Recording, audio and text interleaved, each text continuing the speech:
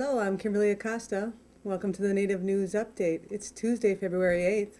Many of the stories you hear here can be found at our website, IndianCountryNews.com. And here's the news for the day from the Associated Press and other Native news sources. Navajo President Ben Shelly has been cleared of fraud, conspiracy, and theft charges stemming from an investigation of discretionary funding. Crown Point District Judge Irene Toledo in New Mexico agreed last week to drop the charges against Shelly at the request of the prosecutor. Shelly and prosecutor Alan Ballaran previously agreed to settle the case and have Shelly repay all but $600 of the $8,850 he was accused of stealing from the tribal government. Shelly has pleaded not guilty to the charges and maintains his innocence. His attorney, Samuel Pete, said the president has committed to repaying the money through automatic payroll deductions and will help reform the rules of discretionary funding under a private agreement. The $600 that Shelly won't repay was used to bury his mother. University of North Dakota archivists plan to scour university offices and departments for letters, photographs, documents, and artifacts to help preserve the history of the school's Fighting Sioux nickname and American Indian head logo. The Grand Forks Herald reports that Kurt Hansen, the head of UND's Department of Special Collections, says officials also might appeal to the public for materials that could help future researchers understand how the symbols were adopted and used and the controversy surrounding them. UND is retiring the nickname under an agreement with the NCAA, which says the moniker is offensive. Officials have been looking at how to retire the name and logo and how to preserve their history. Hansen says assembling a comprehensive archive will take years. For more than a year, human remains have been unearthed and stored in a big metal box near Kanab, Utah. Last spring, the total reached 54. The situation has gone largely unpublicized as Native Americans, archaeologists, and controversial Utah lawmaker has struggled over what to do. A team of archaeologists found evidence of a culture that apparently thrived for 800 years and vanished about 1000 AD. The archaeologists uncovered 30 pit houses, and they believe many more remain hidden underneath the surfaces of the site. They also found about 100 smaller structures that were evidently used to store food crops. Dam construction is underway now, and the ancient village has been largely reburied. Until the final archaeological report is finished a few months from now, it is not clear which tribe has the best claim to being descendants of the people who lived near Kanab 1,000 years ago. That final scientific step will decide who has the legal right to speak for the bones of the past. It has been 1 week since bones were found at a construction site in Logan, West Virginia, and there's now some controversy about the site's future. After it was determined that the bones were Native American, construction of a new state office building was given the green light to continue. The new building was supposed to help lay the groundwork for the city of Logan's future until contractors stumbled upon parts of its past.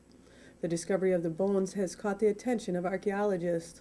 According to the General Service Administration, construction can continue, but not in the area where the bones were found, and only in areas disturbed by previous construction.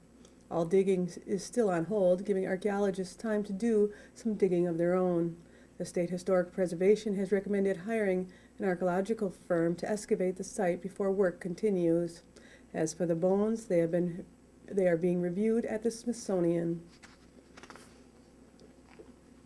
Key deadlines are fast approaching as the court-ordered process of officially notifying Native American farmers and ranchers about the $760 million Keepseagle class action discrimination settlement draws to a close. Class members' rights may be affected by the settlement even if they do not act. Over the past 2 months, Native American farmers and ranchers around the country received detailed information about their legal rights and options by postal mail and through print and radio notices. Those who wish to exclude themselves from or object to the settlement must do so by February 28th. Those who wish to file claims of cash and loan forgiveness must register at indianfarmclass.com. These claims must be filed by December 24th. The U.S. District Court for the District of Columbia will consider whether to grant final approval of the settlement at a hearing on April 28th. The Northwoods Niijii Enterprise Community in Lac du Flambeau, Wisconsin was named one of 12 organizations nationwide to receive grants from Leveraging Investments in Creativity and the Ford Foundation. The Space for Change Planning and Pre-Development grants provided up to $100,000 each for nonprofit arts organizations in early stages of developing exemplary cultural facilities. The Northwoods Niijii Enterprise Community is planning a campus of Native American art facilities in rural Wisconsin to offer visibility to the area's indigenous cultures as well as create economic opportunities for Native American artists. Northwoods Niijii was selected from nearly 700 applicants from around the country. The projects selected were judged not only for the internal needs of each organization, but also took into account the role of the art space as an essential community asset. Senator George Munoz of Gallup, New Mexico, introduced legislation that will recognize the impact of artistry by proposing to make the squash blossom necklace New Mexico's official necklace. Senator Munoz said 78% of the people who live in his district are Native American, and the designation recognizes their efforts and accomplishments. New Mexico artistry has created jobs and contributed to the tax base in New Mexico and is a $40 million industry to the city of Gallup alone.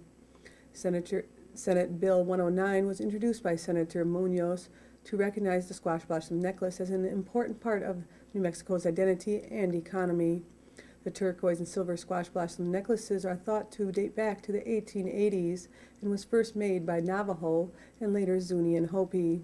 The bill was passed by the Senate Public Affairs Committee and is scheduled to be heard in the Senate Rules Committee. And that's the latest roundup of news from Indian Country on this edition of the Native News Update. I'd like to thank you for joining me and have a grand day.